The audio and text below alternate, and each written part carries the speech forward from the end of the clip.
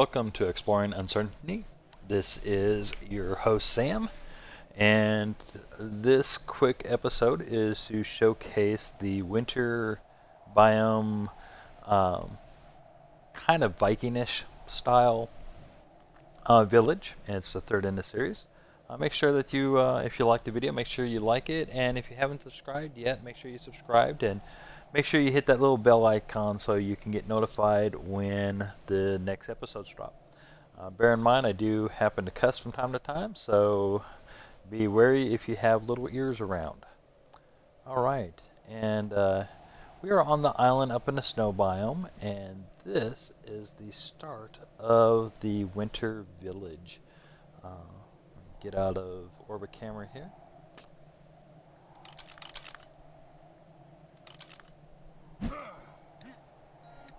And yeah, hang on a second. Alright, let's try this. There we go. Alright. Got the good dawn music going on. Let's do a quick fly around of what I've got going on here.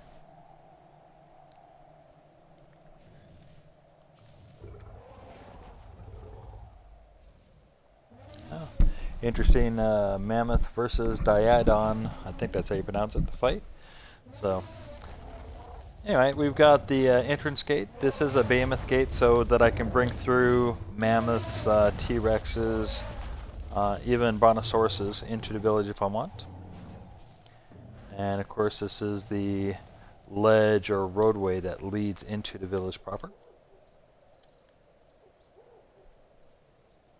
A couple of the designs in here are actually not my own designs. Matter of fact, this building here is actually the layout was originally done by, I think it was Radication. And that building right here was laid out by Aaron Longstaff originally. And this cabin back here, the original layout or design out exterior design was, I think it was UTC, Unite the Clans.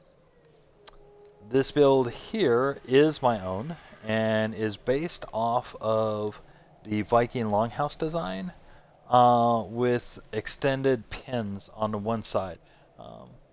As a little history note, it was not uncommon for Viking longhouses to have small pens as part of one side of the building, though they were usually tucked closer to the building and had the eaves kind of help cover. So I didn't really feel like building the longhouse that high to cover that much space, so we went ahead and skipped it. Anyway, let's give you the tour from the ground. So this little cage thing right here is for some dung beetles to go into. And the reason why is the dung beetles work with the pigs, which will go in here. And that gives you your fertilizer for crops. This here is just a little courtyard for some animals. I still have to add some doors to all this. But this is where the pigs will be, the dung beetles, like I said.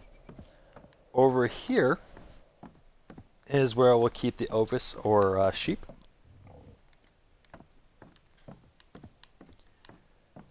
And then outside we've got the various other creatures like, excuse me, got the hiccups. Like the mammoth here and the megatheriums. This building here is for smaller dinos for eggs, so you can use in kibble. And if you've ever seen this design, I've actually used this design myself a couple times. And again, this one comes from Aaron Longstaff, who is someone that I follow. And I do mine a little bit different. His usually just has a ladder leading up here, where I like to have a kind of the stairwell type feeling.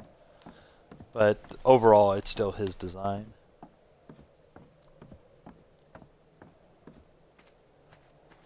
Got the cabin here.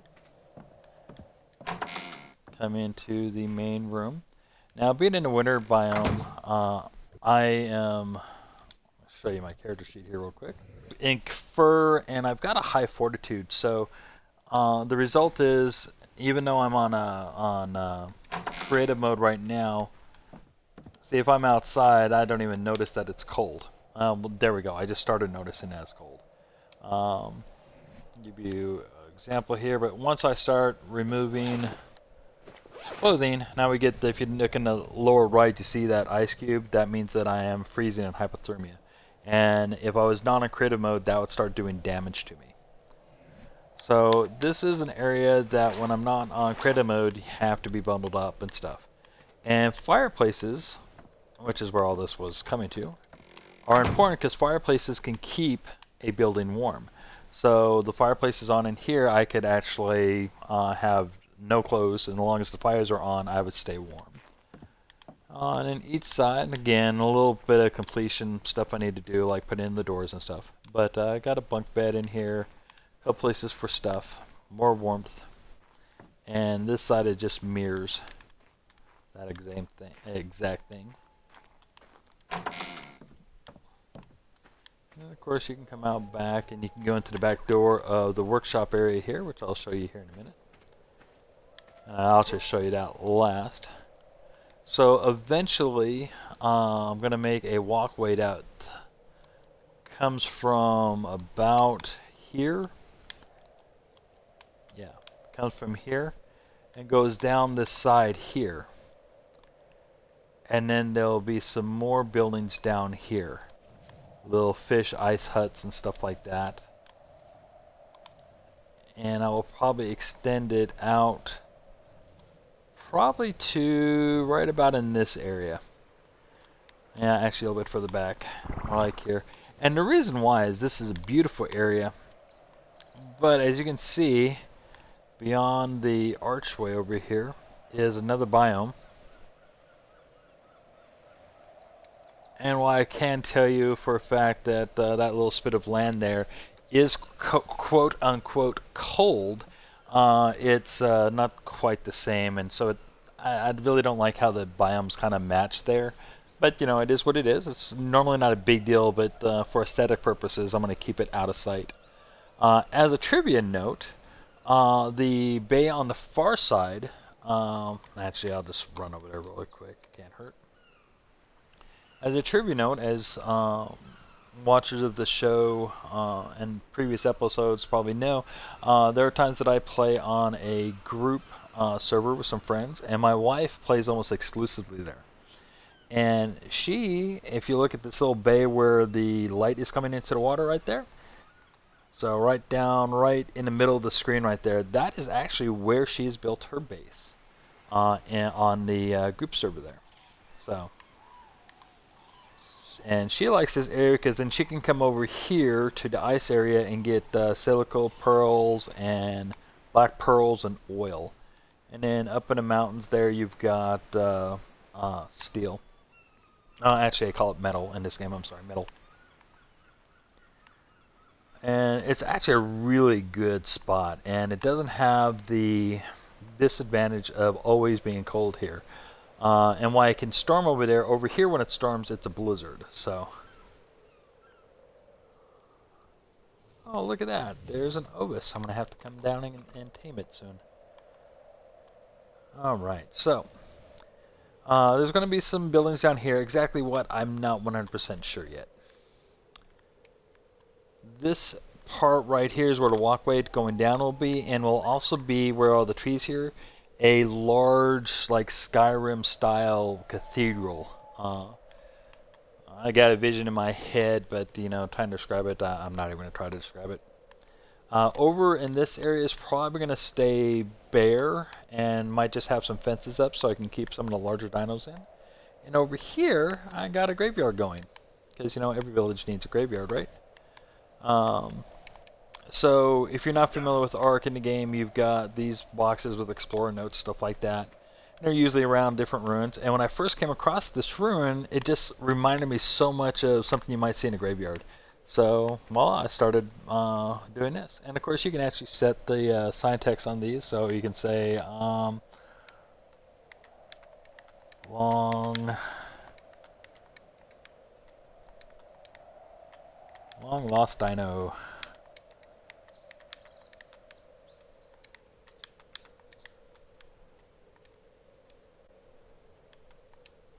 And of course it will stay there.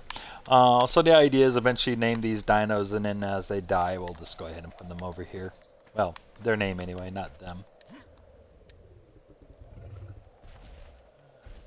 Wonder if he's going to start a fight. So one of the downfalls is because of that up there, it does not prevent dinos from falling in here. So about once a day something falls in here, and on occasion that's going to be something like a wolf or a daedon, and well, they really get messed up with these dinos here. So, oh, you know what? I haven't showed you inside the longhouse here yet, have I? Let me show you that before I show you the workshop. So the longhouse here is built identical from one end to the other. So you've got a storage area, which again most of this is just for aesthetics looks. You've got a cooking area.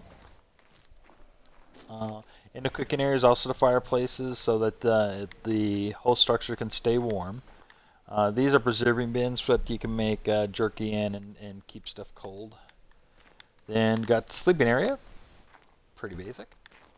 Another cooking area, and again just kind of a mirror from the other side. And another storage area. Simple as that.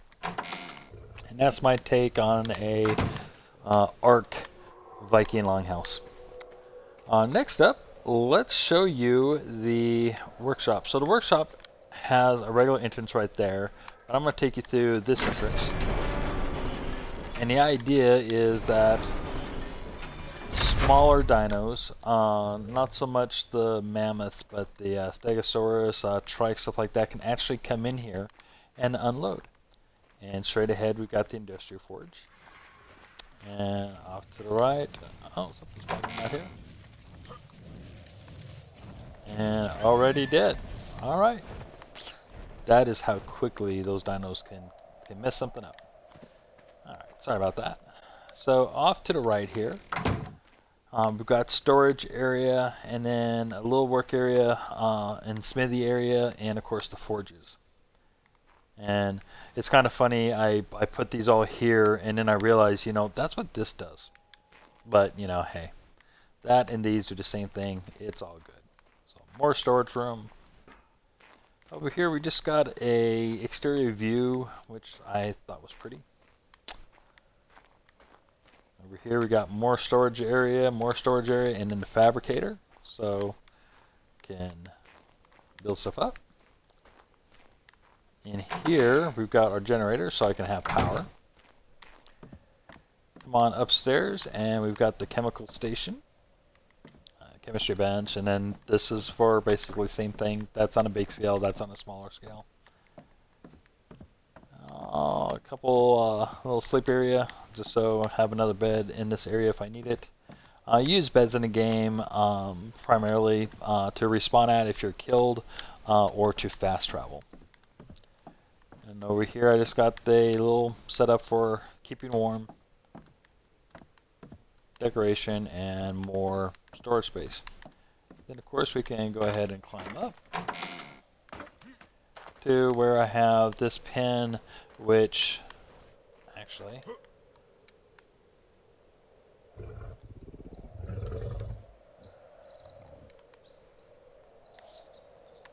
where did the Argentavis disappear to? There you are. Which I've been keeping this in the yard, and actually I can just set it up here. I forgot I had an area for it. Flyers are so important in this game to get around sometimes. So I want to try to keep them safe. Alright, so there we have it. There is the village build so far. Let me know what you think down in the comments. Comments do help rate these videos and allow me to start being seen other than by direct invite. So I'd appreciate leaving a comment. Let me know what you think. Hit that like button, and again, if you haven't subscribed yet, please do so. And when you do, make sure you hit the little bell icon so you get the notifications. And we will be coming back to this village again in the near future. There's a couple different projects I'm working on right now. You're probably well aware of the Waterfalls Village right now, which is about halfway done. Right now, this maybe 25% done, maybe, this village. And then I've got a goal to build a village in every, and it never fails when you videotape the game. You do the quote-unquote BM movement. Never fails. It happens to every YouTuber I've seen do this. Anyway, where was I? Oh yeah, so I'm going to do a village in each biome is my ultimate goal. And then even in some cases, multiple biomes, multiple villages in the same biome, but might have a different feel to it. So in addition to this village, I've got an outpost, a plains, started in a plains village. Think Northern Ireland, actually, not plains. Think of the rolling green hills of Ireland or Scotland, or one of the two. Anyway, so I got a couple other villages that I've already started on as well. And so we'll just see where my creative juices lead me next. But this has been your update for the Winter Vikings Village. I hope you like it, and we'll see you next time. Thanks for watching.